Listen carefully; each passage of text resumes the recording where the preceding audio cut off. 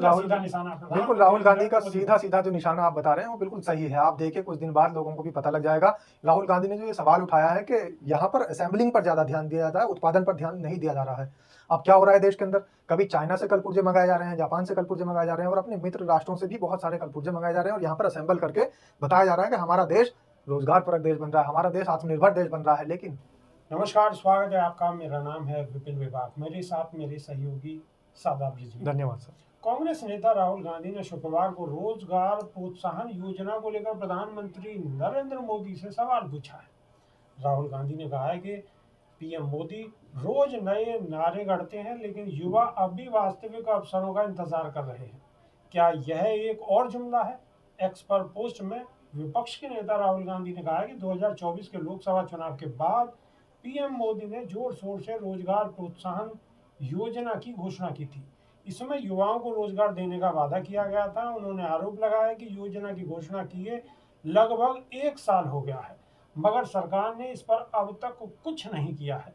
योजना के लिए आवंटित किए गए 10,000 करोड़ रुपए भी वापस कर दिए गए हैं।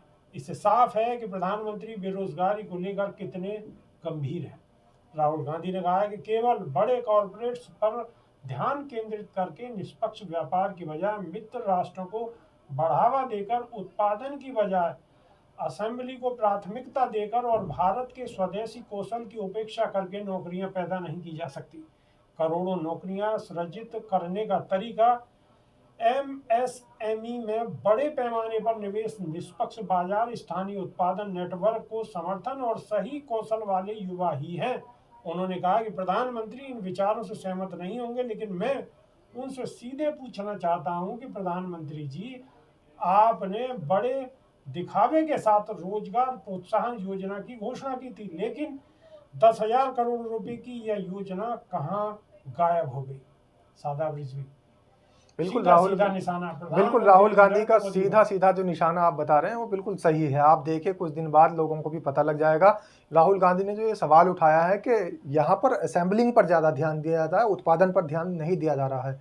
अब क्या हो रहा है देश के अंदर, कभी चाइना से कल पुर्जे मंगाए जा रहे हैं, जापान से कल पुर्जे मंगाए जा रहे हैं और अपने मित्र राष्ट्रों से भी बहुत सारे कल पुर्जे मंगाए जा रहे हैं और यहाँ पर असेंबल करके बताया जा रहा है कि हमारा देश रोजगार परक देश बन रहा है, हमारा देश आत्मनिर्भर देश बन रहा है। लेकिन देश को उत्पाद की जरूरत है, ना कि असेंबलिंग की जरूरत है। कुछ दिनों बाद जनता को पता लग जाएगा। ये जो हमारे यहाँ मोबाइल के अंदर सब लोग सिम यूज करते हैं, लगभग 115 करोड़ लोग देश के अंदर ऐसे हैं जो मोबाइल यूज करते हैं। 125 अरब लोग ऐसे हैं जो मोबाइल यूज करते हैं और सबके पास सिम है। तो वो जो सिम कार्ड है, सिम कार्ड के अंदर जो चिप लगती है वो भी हमारा देश आज तक नहीं बना पाया है, वो भी चाइना से निर्यात होकर आया है।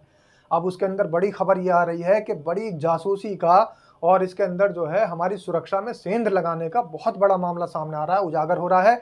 बहुत सारी एजेंसीज इस बात को बिल्कुल सही साबित कर रही हैं कि इस तरीके से जैसे चिप हमारे जो है सिम के अंदर वो चिप यूज हो रही है, ये सुरक्षा में बहुत बड़ी चूक है। तो हाल ही में अभी कुछ दिनों बाद आदेश आ जाएगा सरकार का कि जितने भी सिम हैं वो सब खत्म हो जाएंगे, नए सिम लागू होंगे। अपनी चिप बनाने के लिए अभी ये कवायद शुरू हो चुकी है, लेकिन चिप बना नहीं पा रहे हैं। तो एक छोटी सी चिप नहीं बना पा रहा है देश, तो बड़ी बड़ी चीजें कहाँ से बना पाएगा? इसलिए उत्पादन की जरूरत है, तभी रोजगार बढ़ेंगे।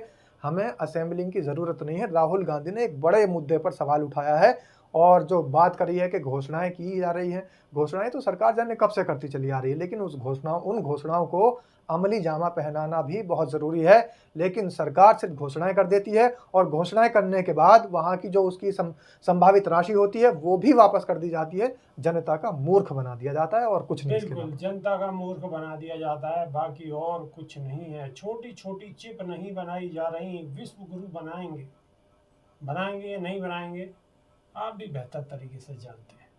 कमेंट के माध्यम से अपनी राय रखिएगा, इंतज़ार रहेगा। बहुत बहुत शुक्रिया। नमस्कार। धन्यवाद साहब।